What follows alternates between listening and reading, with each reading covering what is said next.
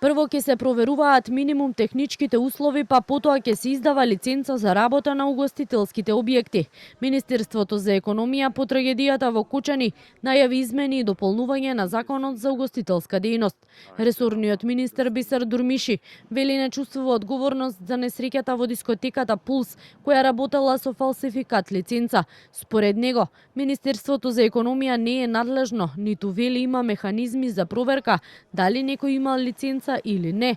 Според него, одговорноста треба да се бара во институциите кои се надлежни за спроведување контроли. Дурмиши вели законот мора да се почитува и секој кој погрешил мора да одговара. Нема некој во Северна Македонија кој не чувствува морална одговорност за настанот кој се случуваше минатата недела. Во Министерството за економија и труд се прават политиките, се прават законите, се донесат законите, дополнување, менување и така натака.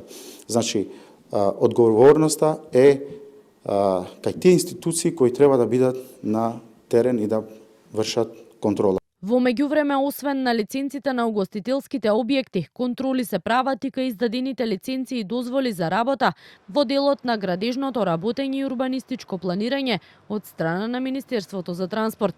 Досега, како што информираше министерот Николовски, контроли се извршени на над 3100 лиценци, од кои на 479 фирми истите им се одземени.